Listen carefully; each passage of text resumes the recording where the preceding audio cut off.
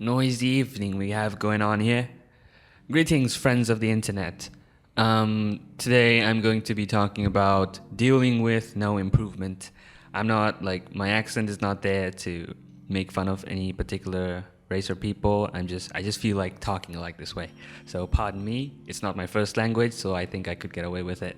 Back to the chase. So in the background we have a drawing going on to have some footage to work on, and I will be posting the full thing later on YouTube, so you can go support on that. But for the work in progress, let's just enjoy what I'm doing here. Back to the topic. I'll just go straight into the point here.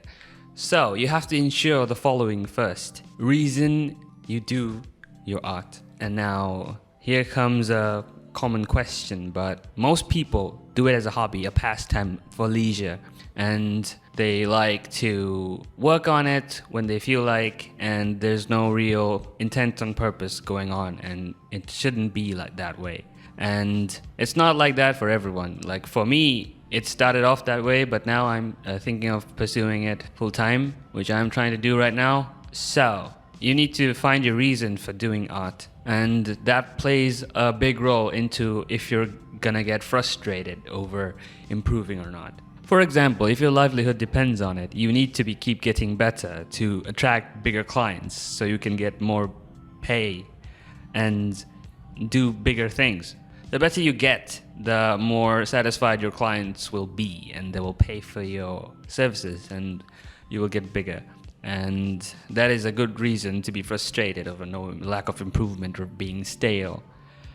And if you're doing it casually, even then you still want to improve. That's the point of putting work into something for a long period of time. You need to want to get better at it, so that way you feel a sense of accomplishment. Otherwise, why do anything, right? Like even as it gives it a solid goal. And then we're going to step number 2, as you need to ensure, is do you have a rival, or do you have someone whose approval you seek? That once I catch up to this person, or that person says that, okay, you're worthy of a level now, and then you will feel accomplished. Do you have something of a goal like that? So you have to think about that. And problem with that is, there's a lot of problems with that, but first of all, it's very easy to get discouraged, because I've said it in another video that your rival may not have the same mindset as you do. Your rival may not have started from the same starting point as you are on right now, and they might have been like being on it for ages, or like have spent more hours than you did. So that's not really a healthy way of measurement, and you shouldn't seek someone's approval, because once you get it or don't get it, it's not up to you. And self-approval is the best way to go, in my experience. Another thing we're gonna bring up is, are you too linear with how you draw? Like your style or the things you try out. Like I've seen some people only do paintings, some do only digital. Like if you're doing only one certain kind of thing, like just drawing dogs, for example, you're doing dogs with paint. That's all you're doing. And there's a certain level you're gonna go till you hit a spot where everything starts to look the same. So if you're on that place, I'd suggest mix up your drawing styles, mix up your mediums, try different things, draw different things, draw anything and everything, and do studies. When you push in varieties, you put yourself out of the comfort zone, and only then is the time you will see that the things you're bad at that you wouldn't likely want to face. And once you do, you will see that the ones you're going back to, they've improved as well. They're all interconnected. So once you get better at drawing something, you'll get better at something else automatically. Another thing I want to point out is, are you in a rush?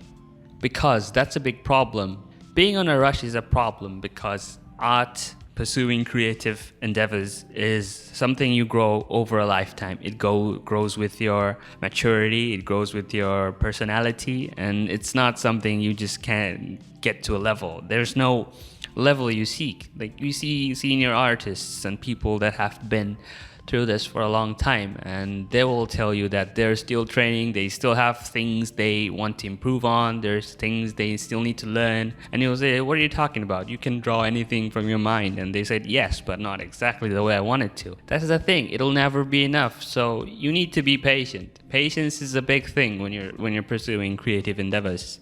So those are some things you need to ensure the first that you shouldn't really do. And then for the solutions that I said, like, you have to practice smart instead of repeating the same thing.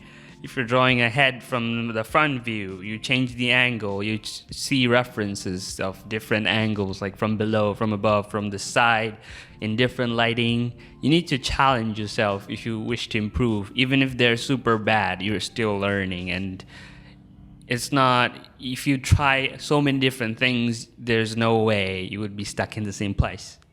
Another thing I want to point out, which is very important, is that stop putting artists on a scale of power. That this artist is better than this person, and then this person is better than that, and I am at the bottom of that list. Don't do that. It's not healthy, and you can't measure creativity in art. You can you can choose like whose art you prefer more, but you can't put them in a power scaling. Every artist is different to one another. They have their unique things that makes them sell, that makes them a personality, and then what makes them so popular. So what I suggest is take notes of everything that works for them instead. Just note down every single thing that works for your favorite artists. Don't put them in a scale. Don't compare each other. Just take from them whatever is working for them that you would prefer doing as well. You follow that. You take that, you write that down, and you start following that. And it's a lifelong process. Don't rush it. And it takes time for everyone to be good at something. And that's how craft works. And don't get disappointed or frustrated that you're not improving. I've been stuck in the same place for a couple of years before I saw any improvement. And it happened when I gave more time into it, when I pushed myself and tried different things and did studies and not try to go it all from my head. And that really did help, and you can do that too. It's a skill, it's a craft, there's no talent, it's all just time put into it.